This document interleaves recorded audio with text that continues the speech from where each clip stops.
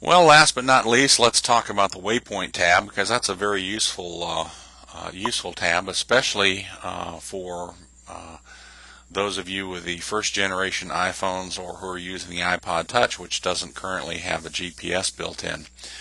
This is a fairly straightforward screen. We talked in the GPS display about how you could transfer coordinates in here. Of course, you can type in ad hoc coordinates, latitude and longitude, using the convention for sign.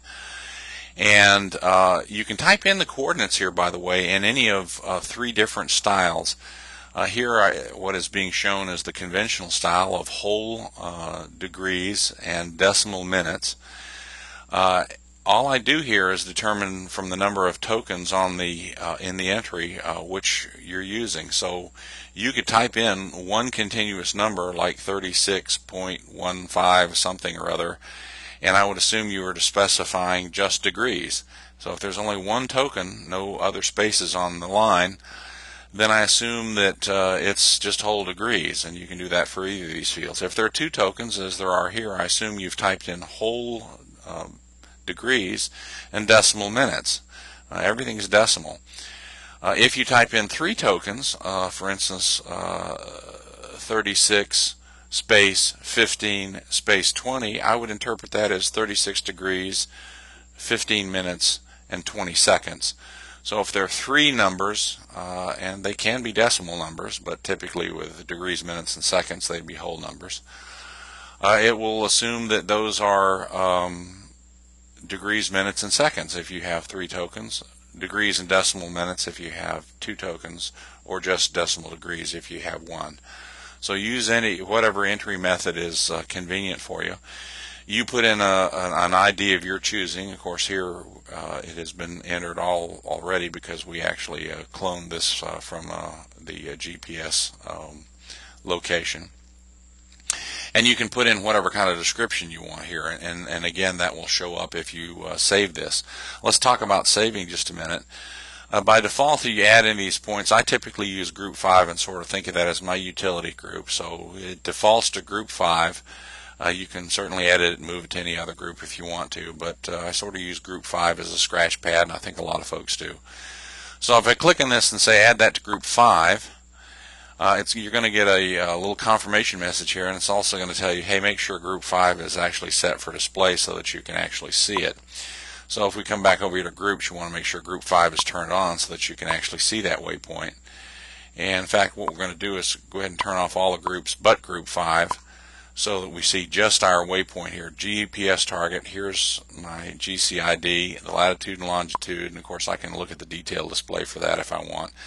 There obviously won't be any log information in the descriptive information I just give you here. The point, though, is that you can then select that waypoint. You've added it to your database right now, and it's selectable as a target as well. And so now this is the actual target which came from that position.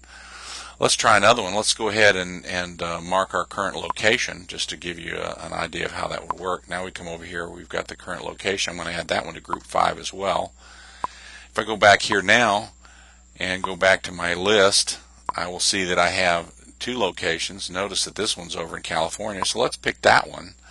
Now let's go to the GPS, and if we get an update here, lo and behold, we're right there, only a tenth of a meter away from Apple headquarters in Cupertino, as far as our current position is concerned.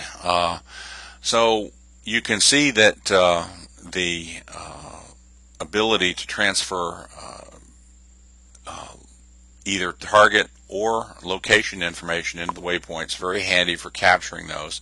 You can add them to the database.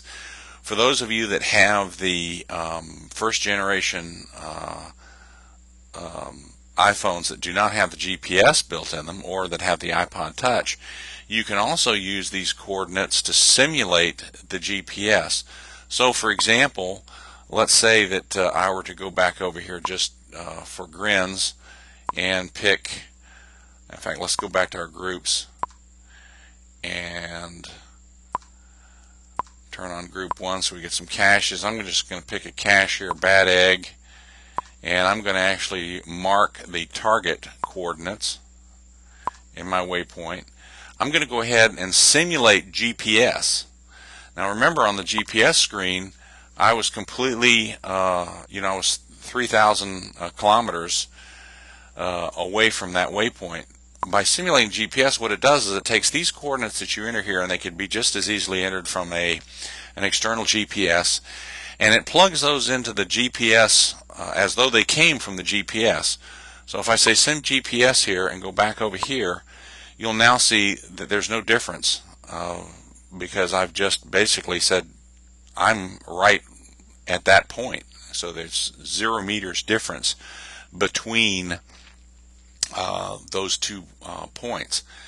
So this is a very powerful feature that those of you that don't have the built-in GPS can use to easily transfer coordinates from your external GPS. Notice also that when I use that feature, it automatically stopped the GPS function. So if you use that feature and you actually have the GPS built in, if you use an iPhone that has a GPS built in, don't forget that you may have to restart the GPS if you want to actually go back to using it. This could be a handy feature even if you have an iPhone that has a GPS in it. Let's say you had a very, very accurate commercial GPS and you wanted to use its coordinates instead of the internal coordinates that were being read out. You could actually plug those in, and then once you plug those in, all your display information in terms of direction, bearing, distance, all the rest of that is now computed on the basis of those coordinates that you've plugged in. So if you have a more accurate source of location information, you can plug it in using that simulate GPS feature. So that's very, very powerful. And finally, last but not least, you can plug in a set of coordinates and just do a quickie, hey, I want to go there, and by hitting the go button, that puts that in as the target in the GPS. And of course here they were already the same, but that's all the go button's about. It doesn't save it to the GPS. It's just a quick ad hoc, hey, put in a set of coordinates and I want to go there.